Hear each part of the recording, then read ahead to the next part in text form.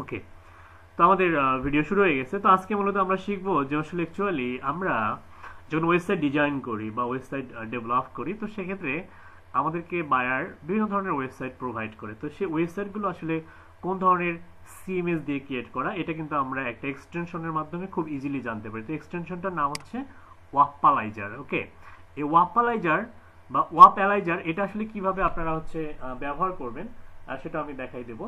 তো এটার জন্য আপনাদেরকে যেটা করতে হবে সেটা হচ্ছে এক্সটেনশনটা প্রথমে অ্যাড করতে হবে। ঠিক আছে, এক্সটেনশনটা অ্যাড করতে হবে। কিভাবে অ্যাড করবেন? গুগলে যাবেন, গিয়ে টাইপ করবেন হচ্ছে WAPPALIZER। ওকে, ওয়াপালাইজার লিখে সার্চ করবেন।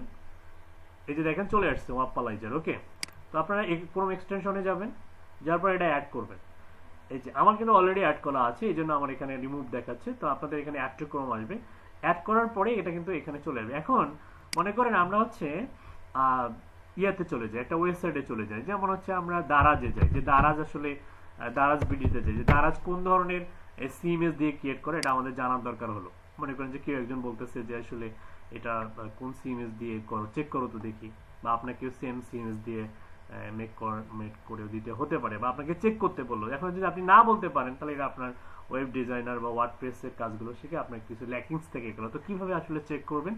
এই ওয়েবসাইটে যাওয়ার পরে এই ওয়াপালাইজারে যদি এটা ক্লিক করেন, ও আপনাকে বলে দেবে, এখানে রিসার্চ করে ও কিন্তু বলে দেবে। এই যে দেখেন এখানে আসলে কি কি ব্যবহার করা হয়েছে। এখানে হচ্ছে জাভাস্ক্রিপ্ট ফ্রেমওয়ার্ক ব্যবহার করা হয়েছে এবং রিয়াক্ট ব্যবহার করা হয়েছে।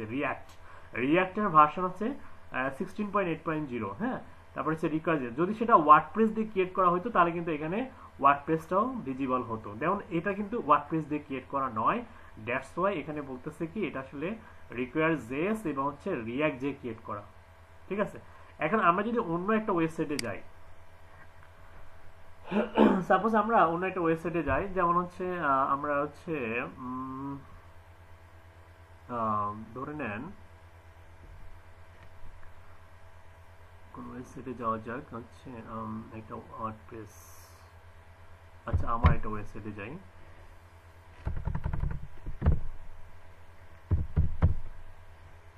ওয়েবসাইটে যাই।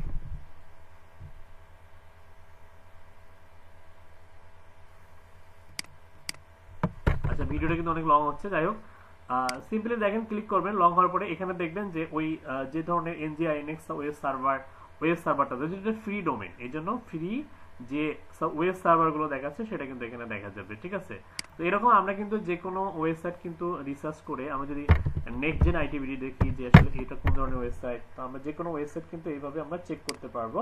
তো আপনারা এইভাবে যদি ফুলি লোড নেয়, হ্যাঁ, ওয়েবসাইটটা ফুলি লোড নেওয়ার পরে আপনারা কিন্তু এইভাবে চেক করতে পারবেন যে আসলে কোন ধরনের সিএমএস দিয়ে ক্রিয়েট করা। ঠিক আছে, তো এটা এখনো লোড নিচ্ছে, এটা আসুক। তো যাই হোক, আমাদের ভিডিওটা দেখেন যে রিয়াক্ট এবং নেক্সট জেএস দিয়ে ক্রিয়েট করা। ঠিক আছে, তো এইভাবে আমরা কিন্তু ফ্রেমওয়ার্ক সম্বন্ধে জানতে পারবো, যে কোনো মানে কাস্টম কোডিং করে যদি ক্রিয়েট করা হয় বা ওয়ার্ডপ্রেস দিয়ে ক্রিয়েট করা হয়। ঠিক আছে, তো অবশ্যই এখানে ওয়ার্ডপ্রেসটা লেখা থাকবে। ওকে, এখন আসলে আমরা যে ভিডিওটা মেক করলাম এটা আমি স্টপ করে দিচ্ছি। হ্যাঁ,